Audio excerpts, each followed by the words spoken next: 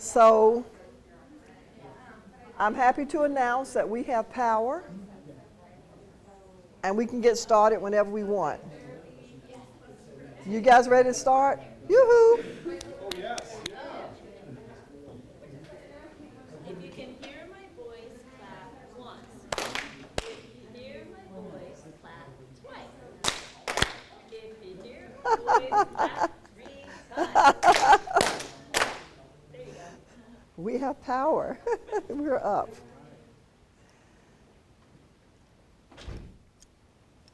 So welcome to the NACCE workshop, Professional Development Workshops in celebration of National Entrepreneurship Week here at Wake Tech. We're also celebrating NACCE's becoming our roomies here in Cary, North Carolina. And so welcome. For those of you who are in the live stream audience, thank you for being with us. Thank you everybody here in the room. The first topic that we're talking about is diversity, equity, and inclusion in entrepreneurship and beyond. My name is Katie Gailes. I'm with Wake Tech. So let me get the first slide up for you.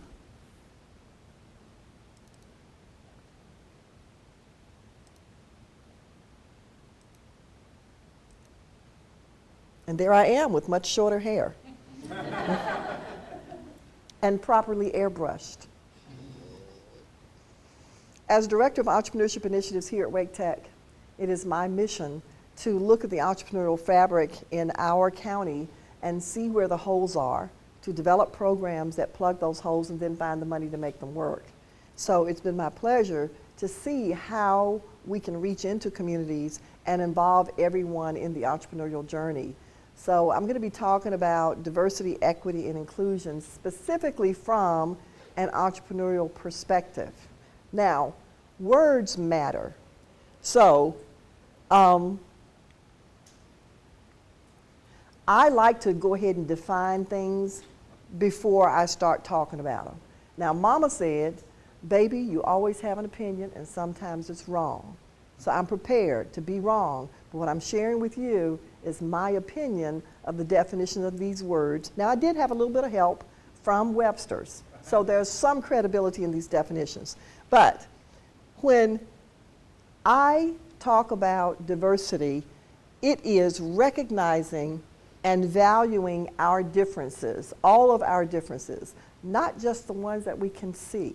I think too much often in our society, we focus on the differences that we can see and we get hung up in those. And while, of course those matter, but there are layers and layers and layers of diversity that also matter, and we need to look at the entire person and the entire community. Valuing our differences, and as a result of valuing that, showing that we appreciate those differences, and that's reflected in how we do our projects, how we offer our services, and how we conduct our meetings. To me, that's my definition of diversity. Anybody have a different definition they want to share? No? Does this sound pretty good? Pretty complete? Okay, so. I have an addition to it. Okay.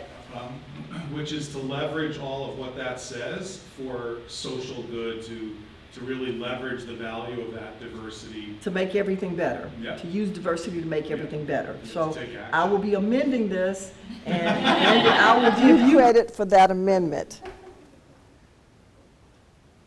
So what is equity? Well, so we use diversity, equity, and inclusion together. I think that's a good thing because we often use words, we overuse words, they become very fashionable, and the more we overuse them, the less important and the less clear the definition becomes. So I think using diversity, equity, and inclusion together creates a more 360-degree definition of how we appreciate everybody from all dimensions. So what is equity? Equity is being fair and impartial by providing equal access and opportunity to participate.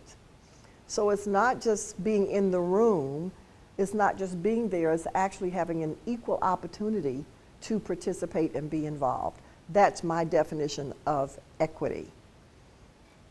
Any additions to my definition? Make it more right? More complete? So what is inclusion? This is, I think, the most powerful one because it's layers, right? Diversity, having people in a room who look differently and think differently and act differently and have different amounts of money and different perspectives, that's kind of the easy part, getting everybody in the room. The next level of effort goes to giving everybody equitable access and opportunity to participate. But then if you really want to get deep into it, then you got to go with inclusion. Because in my opinion, inclusion is a state of being tightly woven into everything. So you're not just hanging out there. Didn't just get an opportunity to have 10% or 15% or 20%, which is how a lot of people define equity, but you're kind of integrated into the fabric. So you can't be withdrawn, you can't be pulled out of it, you can't be left out of it. It's just part of the fabric and the way we do things. To me, that's what makes inclusion so powerful. So inclusion is the act of creating environments in which any individual or group can be and feel welcomed, respected, supported, and valued to fully participate. And I might add another word there, understood. Because the road to hell is paved with what? Good intentions, that's right. And so sometimes because we don't bother to get to know people and to understand, in our efforts we can do damage because we don't know enough to really know how to weave people in and get them. So this sounds like a lot of work, doesn't it? Yeah, it is. Unfortunately, I think in our society it is a lot of work because we have not done the hard work that we should have been doing for decades and decades earlier of getting us all more tightly woven together and understanding each other. So now we still have hard work to do. So why should we care as entrepreneurs? Why should we care? Because we could actually kind of go into our own little bubbles. We do that a lot, right? And hang out with people that look just like us and act just like us and be very comfortable there. But I like to think of the DEI, diversity, equity, and inclusion imperative as something that is necessary to make us strong as a country, as an economy, and as a society. If you want to create a very strong metal, what do? You melt a bunch of them together because alloys are stronger than the pure metal. So to me, DEI creates an alloy, a socioeconomic alloy that's stronger than any one group by itself. And that's why it's important. What we've learned since the 2008 recession, they're now calling that the Great Recession. Did you know that? I mean, the Great Recession is not the one that happened back in the 1930s. It is now what happened in 2008. But what we learned from that is that we can't just look for elephants to save our communities and to save our economy. And our traditional economic development infrastructure focused on recruiting elephants and bringing them into the community. They can bring thousands of jobs. They can pay a lot of corporate taxes, but then they can also get up and move to another field. The elephants can move. So we know now that we need to focus on growing grass. And entrepreneurs plant grass in our communities. They don't get up and leave. They don't outsource their dry cleaning business or their daycare center or their coffee shop to Bangladesh. It stays there. So since entrepreneurs are going to be there, they're going to stay, we might as well be stronger together and create that socioeconomic alloy that comes from a focus on getting everybody tightly woven into the fabric of our communities and of our businesses and of all opportunities. Make sense? Great. See, Mama? Sometimes I'm right. So, how do we leverage diversity, equity, and inclusion in anything, but especially in entrepreneurship and in our programs? Well, unfortunately, because we're human beings and we are fallible and we are imperfect, we're excellent, but we're imperfect, it's not going to happen by accident. We have to really be intentional about the value and understanding the value of diversity, equity, inclusion, and especially as we're building these entrepreneurial networks and ecosystems, we have to build it that way from the beginning. We can't go build something and then decide we're going to throw a little DEI in there afterwards. It doesn't stick. You know, it's like trying to paint over some oil-based paint. You ever tried that? I've done it. It doesn't stick. It keeps sliding off. And that's what we do a lot of times in our programs and in our activities, in our offerings. We'll put it out there without thinking about DEI at the very beginning, and then afterwards we say, oh, wait a minute. Where's the diversity? Oh, let's throw some in there now. And it never really takes hold. It doesn't stick. So it has to be intentional. And we have to be consistent. We can't do a little bit today. We're going to do, it's DEI Tuesday. Okay, we're going to do DEI Tuesday, and we won't think about it again until the first Tuesday of next month. We can't do it that way. So how do you be intentional about diversity, equity, and inclusion? Well, got to get outside your comfort zone a little bit. I'll give you an example. We were recruiting people to apply to Launch Raleigh, and Launch Raleigh was my program in Southeast Raleigh, the traditional African American community in Raleigh. We were using the churches as places to go find these small businesses that are kind of scattered out there. You know, there's no one place where you can go say, here are all the small business owners. We knew they went to church. And I couldn't go to one of the church meetings, and so my partner, Matthew Kane, was going to go for me, and it's in the heart of what we would call the hood. And Matthew went to this church meeting. He's probably the only white guy for 4 blocks. And they invited him to come back. He went back to another meeting. Then they invited him to come and speak at church, the Sunday morning church service, and he went back to that. He was willing to get outside of his comfort zone for the purpose of getting the right people into our program. So you got to get outside your comfort zone. You can't just hang out with all the people you know, no matter who you are. And we got to look for the win and for the lesson in every interaction. Sometimes when we're doing things and it could be better, or maybe we miss some social cues, we have to be willing to learn from that lesson. Like Maya Angelou said, when you know better, you do better, hopefully. And we got to pay attention to the impact that we're having, both the positive and the negative impact that we're having. That's how you be intentional. Then how do you be consistent? Well, you have to keep reinforcing this imperative, this DEI imperative, to create the socioeconomic alloy. It has to be, the message has to be consistent all the time. Like water over a rock. That's what built the Grand Canyon, that consistent water over that rock. And we got to implement processes to measure, to make sure that we're doing everything the same way, what's working, that we are repeating that. And then we got to recognize and reward the results that we see. Because you have to make sure that you are that you're rewarding the behavior that you want to see repeated, and that you don't have those unintended consequences. So I just want to brag a little bit about Wake Tech. I know for you, those of you in the room, might be a little bit of an eye chart. I'm very proud to be a part of Wake Tech because we do care about diversity, equity, and inclusion. We cover Wake County. We're an economic engine here. We serve all the citizens of Wake County, every single one. And I think our diversity numbers look pretty good. It represents the community.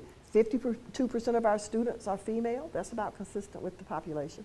Of course, 48% male. And then if you look at our racial demographics, they look pretty good too. In fact, for African American students, we exceed the population as a percentage of our students. Population in Wake County is 21%.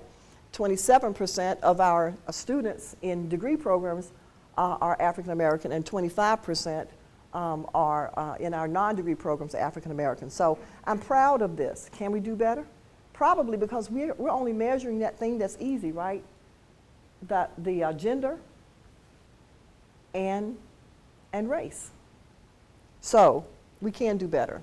In our Small Business Center, we've taken to, our Small Business Center Director, Cherith Robertson, has taken to doing very targeted programs aimed at demographics that we'd like to see more of.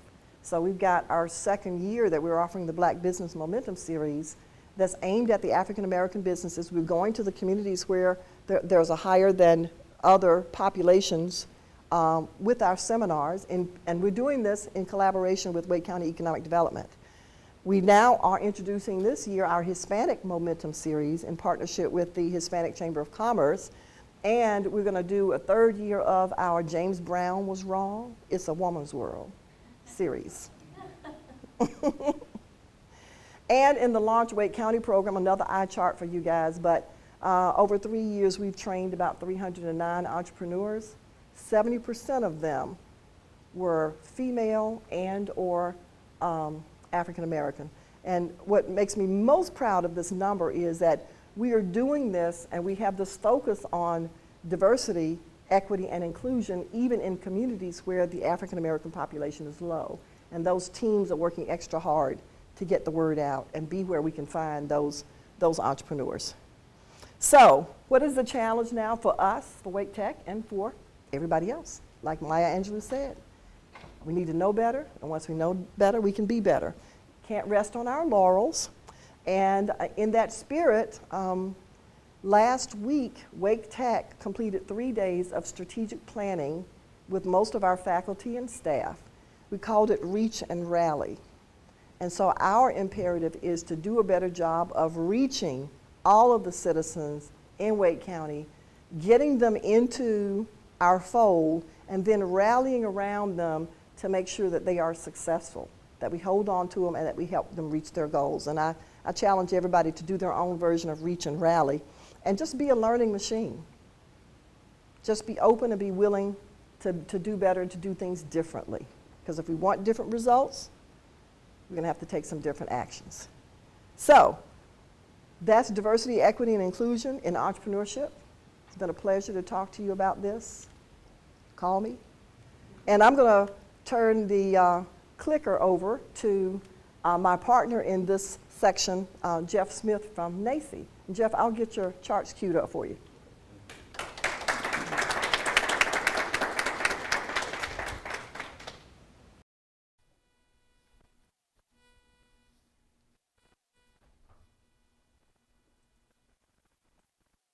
All right.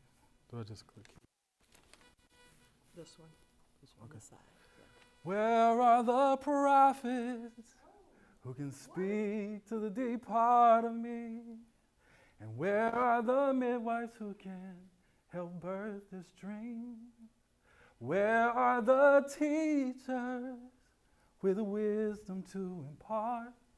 And where are the artists who can help stir my heart? I want to know, I want to live, I want to be. I want to know, I want to live, I want to be. So, thank you. So where are those prophets, those midwives, those teachers? One of the things I believe that we all have in common is that we want and desire these people, prophets, midwives, and teachers, to be able to cultivate who we are, to be able to call forth our true identities, to be able to call forth our gifts, our talents, and our capacities. So what does that have to do with diversity, inclusion, and equity? One of the questions that we ask at NACCE is, how do we help to ensure that we are engaging everyone with entrepreneurial education and fostering this in a way that's going to be transformative? So a part of my work at NACCE is to ask these questions and to also work along with our team to ensure that we're engaging people that will have an opportunity to be engaged by these prophets, by these teachers, by these midwives. So when we think about this, we have to think about our mission in particular. So our mission is that we actually provide leadership and sustainable, scalable resources to foster entrepreneurial thinking and action, one of the largest entrepreneurial ecosystems in North America. So when I think about that in terms of our mission as it relates to diversity, inclusion, and equity, we want to think about that in terms of also fostering entrepreneurial thinking and action in one of the largest, but also potentially one of the most diverse, inclusive, and innovative entrepreneurial ecosystems in North America. So we want all people to communities that's been excluded, communities who have been marginalized. We want to be able to call forth their entrepreneurial spirit in them. And we want to be able to alleviate any barriers that would keep them from bringing their whole selves to the table. Because as Katie said, in this hour, we need everyone at the table. We need everyone at the table for the innovation. We need everyone at the table to be able to bring their hopes, their dreams, and their ideas. And so we want to ensure that we are working to make that possible. So that's one of the motivations and one of the things that really inspires me as it relates to this particular work. And I'm so excited to be able to work for an organization who has this as a part of its mission. All right, so one of the things that we have to consider is that no matter what society you live in, there has always been exclusion, communities that have been excluded. We can go to Rwanda and we can see the Hutu and Tutsi. So that is not just us. Every society has groups of people that they are marginalized or that have been historically excluded. And so when we think about diversity, inclusion, and equity, we have to think about that in historical context. So why have these communities been excluded? Like Katie said, we all have differences, right? And we celebrate those differences. But oftentimes those differences are used to ostracize and to exclude. So we can't forget about that, and we can't forget about the historical legacies that has now led to the place that we are now. And some of these things now manifest in inequities in educational outcomes, so on and so forth. So as we are thinking about supporting our community, our colleges and their communities, we have to think about these inequities, and we have to think about the ways that we can address them in ways that's going to allow us to cultivate these gifts, talents, and these dreams in everyone. And so as we think about, again, the graduation rates of historically excluded groups in U.S. educational system, these historical events have shaped institutional structures and continue to have major impact. All right, so I love this slide because one of the focuses is that two of the most powerful forces that can uplift both individuals and their communities are highly quality education and the opportunity to become an entrepreneur. And so those are some of the things that we want to focus on, and some of the things that I believe that we're focusing on at NACCE. So I believe that in the time that we're living in the 21st century, there are some challenges and some opportunities that are literally calling us as a community to say, how can we help to bring everyone to the table so that we can all innovate, so that we can all grow, and so that we can all have an opportunity to bring out the best in each other. So we see with the fourth industrial revolution, we have disruption to business and industry models. We have a disruption to college infrastructure. Everyone's talking about the 2025 crisis in education. We have challenge to prepare and predict the skill sets needed to thrive in a new landscape, and also the need to close the vast equity and achievement gaps that currently exist in our institutions of higher learning. So there's everyone knows that our society is shifting demographically. And we all know that there's an increase in cultural diversity. So how do we use this as an opportunity to be able to call forth people in their entrepreneurial spirits and to also be able to help people grow and develop? So the opportunities are, with the context, we now understand, and more people are coming to understand now, that there has to be a greater focus on entrepreneurship, equity, diversity, and inclusion, and we have to find ways to try to leverage that in a way that's going to be winsome for us all. All right, so again, we see the need with the advancement of technology, the new world of work, the changing job types, which require a new set of skills, and we know that all levels of society have to be entrepreneurial, our schools and individuals. So the driving question for us is, how do we engage this emerging disruption, change caused by technological advancement demographic shifts and increasing cultural diversity as an opportunity to actually innovate. What do y'all think about that? So how do we use this context as a way to kind of spur on our innovation? Maybe we need to have compelling stories and maybe some research. I know you've done some research on the impact, because it's definitely the right thing to do, but maybe those that might be in the middle that aren't quite sure, how might we make it easier for them to embrace this as the path forward? Yeah. Okay. Who else? When you think about community, you think about unity, a group of people gathered together for a common cause. So I think to the degree that we could look for the common causes, what you and I have in common, if it's music, if it's food, if it's business, whatever it might be, and begin from there, because there were some studies done years ago, and I can't cite the references, but they found that no matter where people came from around the world, almost one thing that moved nearly everyone was music. Mm-hmm. So they could play music, if it had a beat, if it had some melodic rhythm to it, then everyone could engage, even if they didn't speak the same language, no matter what culture they came from. Mm-hmm. Nearly all the humanoids that were there needed to eat. Right. So food was something that they had in common. So I think we could start by looking at the commonalities, the intersections of our lives that resonate and give us an opportunity to build on. Okay.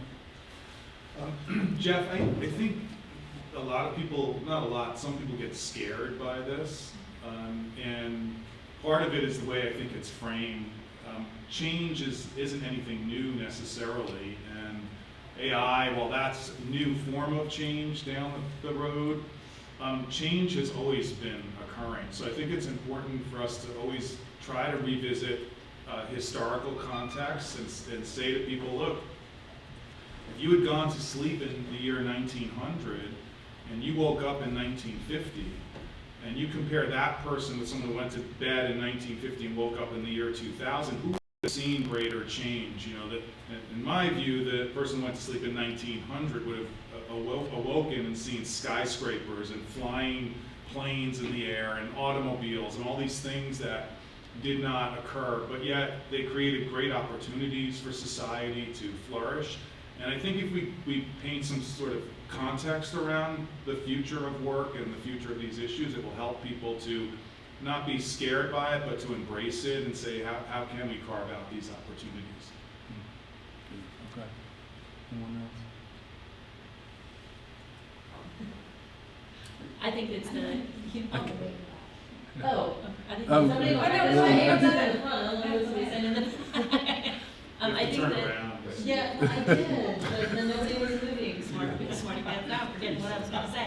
I think it's the human element as well, that whether it be spaces, and those spaces being physical spaces or spaces even utilizing technology, for human connections to be able to occur, and not, innovation is coming from all these different people with different thoughts, and how do we get them to collide in these spaces, would be another way that we could address the changes. Mm-hmm. Yeah, I get to people, because it's easiest to engage humans if you scare them. Because we're more likely to avoid what we don't want than to go for what we do want. So that's why I see this as, even if people are afraid and there is disruption and there is change, that when we bring people together, common enemies also motivate people, and instead of it being us, them within people, groups, if the us, them could be the problem that we're all trying to solve together, then we need everybody in the room. And so instead of the us, them relationship that may have existed, we all work together toward the vision of innovation. Mm-hmm. So I mean, knowing how humans tend to engage. Right. Okay. Okay. Feel like we No. Going into your plan. No. So,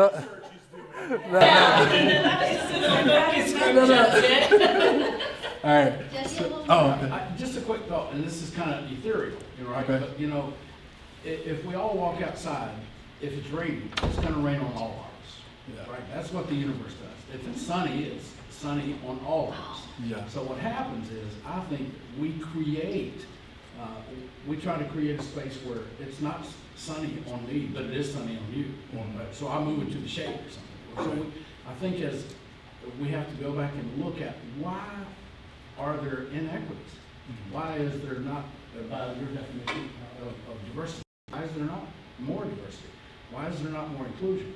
So we have to kind of go back to the root cause, and a lot of it has to do with human behavior, what drives us, our motivations, it has to do with being jealous or being envious or being selfish, a lot of those basic human things that you can't eliminate, but you can address. Because there was not a problem, we created the problem.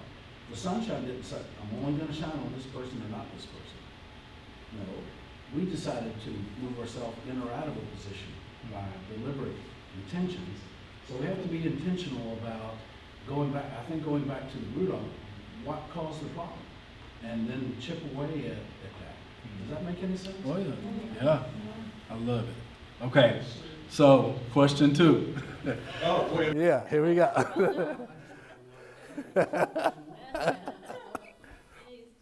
So how do we intentionally build an inclusive, innovative ecosystem that serves as a catalyst for the development of a diverse workforce and closes the vast equity and achievement gaps that currently exist in educational institutions?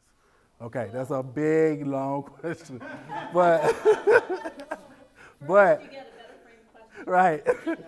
So when we think about, essentially building these inclusive, innovative ecosystems, and what that means for all of us in terms of, workforce development, in terms of competitive edge, it's that umbrella kind of vision that brings us all together, because we all want to live in thriving communities, and we all want to see our children, to see our families to be able to grow and thrive. So these questions, I think, lends themselves to us coming to a more comprehensive vision that we can all kind of come under and begin to pursue. So we won't do the whole reflection piece, but just a kind of thought-provoking question. All right, so when we think about this in terms of community colleges as diverse, inclusive, and innovative ecosystems, we have to see that community colleges have served as a principal pathway in post-secondary education for those who have been most marginalized in society. Pre-1920 provided post-secondary access to college for low-income students. It wasn't until equal opportunity era of the 1960s and 80s that expansive enrollment growth in racial and ethnic diversity became evident. But one of the challenges we have is that access to post-secondary education is not always associated with actual success. So persistence, achievement, attainment, and transfer. But we do know that many community colleges are playing an increasingly pivotal role in expanding the pipeline toward tech industry diversity, among other things. So how can we continue to build up on that? So in this way, we see community colleges are well positioned to address some of the inequities, but there has to be intentionality, particularly when we start to think about the fact that just because someone has access does not necessarily mean that they have success, right?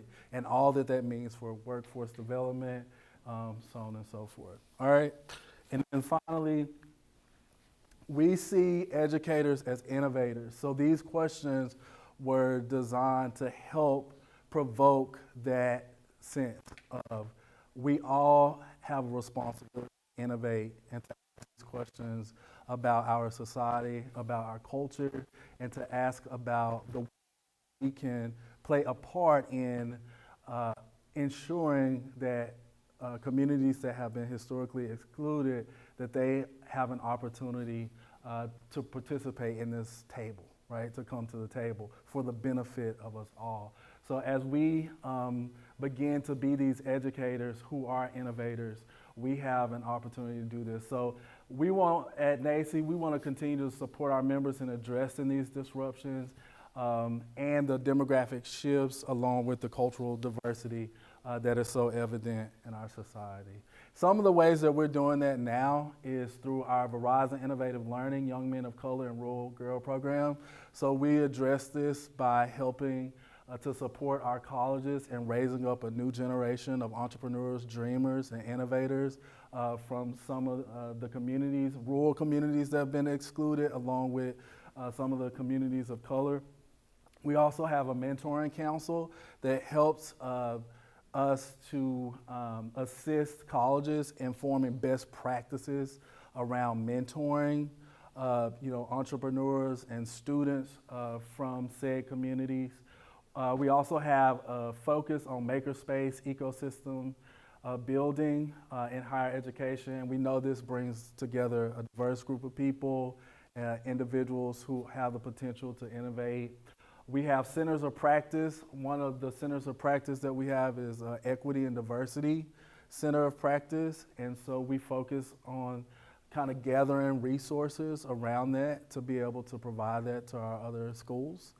And finally, we have Innovation and Equity Advisory Committee, which is a group of people who are coming together to help us really think through these opportunities, right?